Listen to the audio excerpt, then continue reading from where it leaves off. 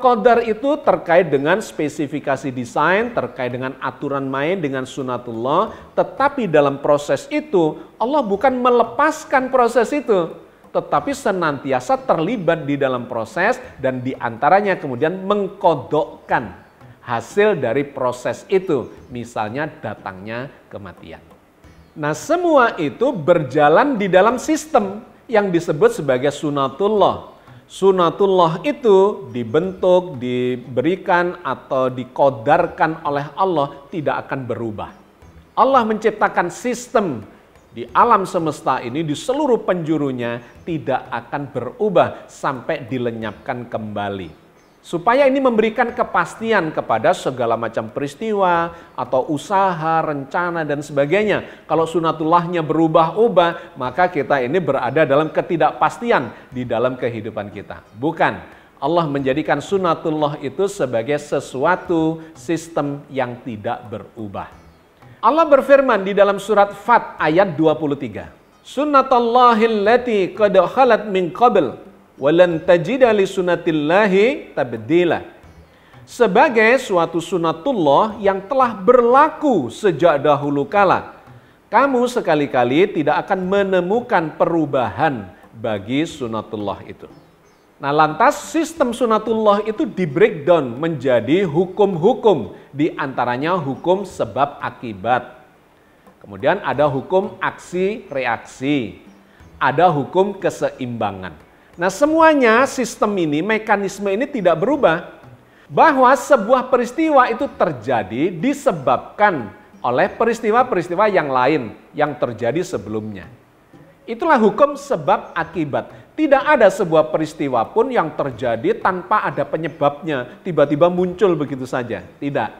Itu hanya karena kita tidak mengetahui penyebabnya, lantas kita menyebut terjadi secara kebetulan misalnya. Bukan. Al-Quran menggambarkan hal itu dalam banyak ayat, diantaranya dalam surat Al-Ankabut ayat 6. وَمَنْ جَاهَدَ فَإِنَّمَا يُجَاهِدُ لِنَفْسِهِ إِنَّاللَّهَ لَغَنِيٌّ عَنِ الْعَالَمِينَ. Dan barang siapa berjihad, berusaha sungguh-sungguh, maka sesungguhnya perjuangannya itu adalah untuk dirinya sendiri. Sesungguhnya Allah benar-benar maha kaya, tidak memerlukan sesuatu pun dari alam semesta.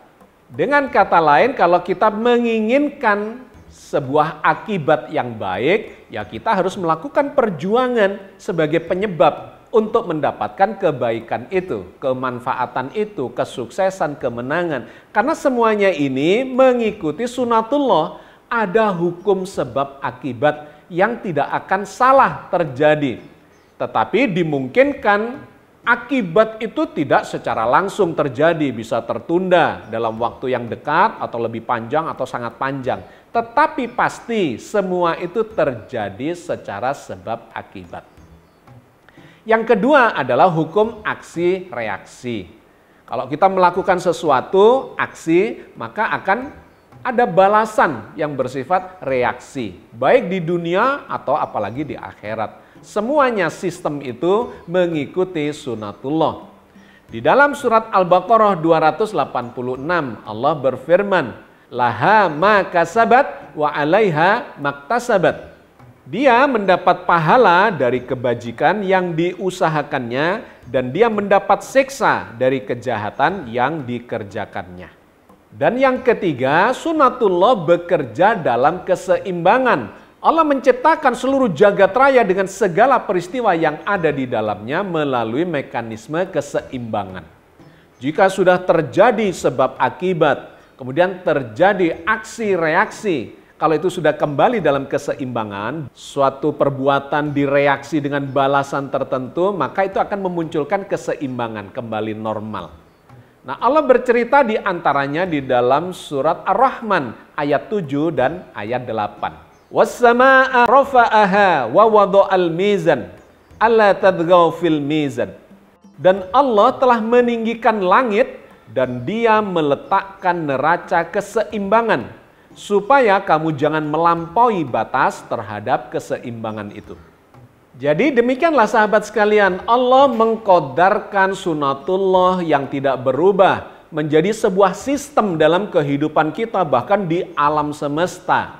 Ada hukum-hukum sebab akibat, hukum aksi reaksi, hukum keseimbangan.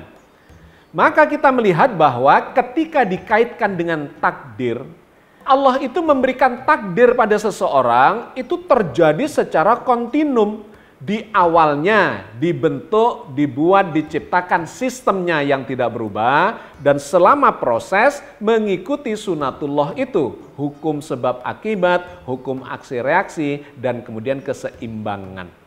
Sehingga kalau ini dikaitkan dengan kehendak tadi, kehendak bebas, apakah manusia itu sesungguhnya sudah ditetapkan takdirnya? Ia dikodarkan dalam arti spesifikasi desainnya. Dibuatlah cetak birunya di dalam sampai di DNA-nya, di genetikanya. Di mana itu akan membatasi menjadi spesifikasi desain dari apa yang kita lakukan dalam kehidupan kita. Kita diberi derivasi kehendak bebas dalam batasan tertentu. Dan kemudian kita merealisasikan kehendak itu dalam pilihan-pilihan. Maka itulah sesungguhnya konsep takdir yang kemudian kita kenal di dalam sains sebagai algoritma. Berjalan mengikuti sistem algoritma. Ada pilihan di situ. Memiliki kebebasan dalam derajat tertentu. If, then. Jika begini, maka konsekuensi dari sunatullahnya akan begini, pasti. Dan jika begitu, maka konsekuensi dari sistem alam ini, sunatullahnya itu akan begitu. Manusia diberi pilihan, silahkan bebas berkehendak, tetapi di dalam pilihan-pilihan yang sudah ada. Maka kalau kita lihat di dalam Al-Quran, ayat-ayatnya memang memberikan gambaran yang seperti itu. Misalnya di dalam surat Al-Muddatsir ayat 37 dan 38. Liman sya'a minkum ayyataqaddama aw yata'akhir kullu nafsim bima kasabat rahina.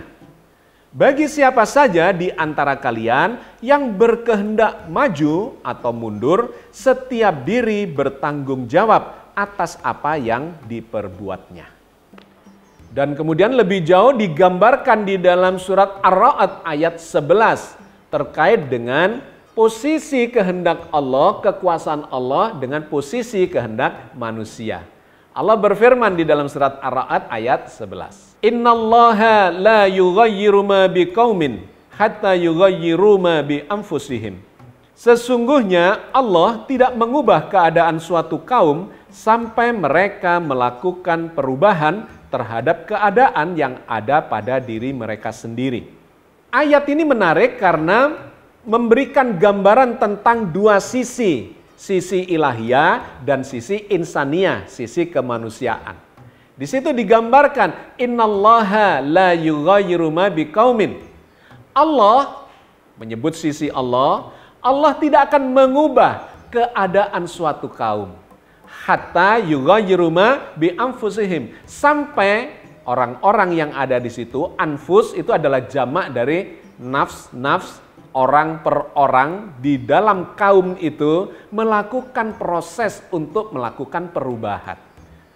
Jadi kalau ditanya siapa yang akan memberikan perubahan itu atau mengubah dan tidak mengubah, maka jawabannya adalah Allah yang berkuasa untuk mengubah dan tidak mengubah. Tetapi siapa yang diwajibkan untuk melakukan proses supaya terjadi perubahan? Manusia diberi peluang, diberi kesempatan, diberi pilihan di dalam sistem sunatullah itu untuk mengubah kondisinya hari ini. Hari ini takdirnya sakit misalnya, akibat dari penyebab-penyebab yang lalu, sakit. Apakah dia bisa mengubah kondisi sakit itu atau takdir sakit itu menjadi sehat? Tentu saja bisa. Ada sunatullahnya, ada hukumnya, ada tata cara dan mekanismenya. Supaya badan yang sakit ini bisa disembuhkan kembali. Itulah proses, itulah qadha. Allah kemudian menetapkan dari proses yang terjadi itu, dia pantasnya sembuh. Karena sudah mengikuti tata cara, mengikuti sunatullah yang dikodarkan oleh Allah.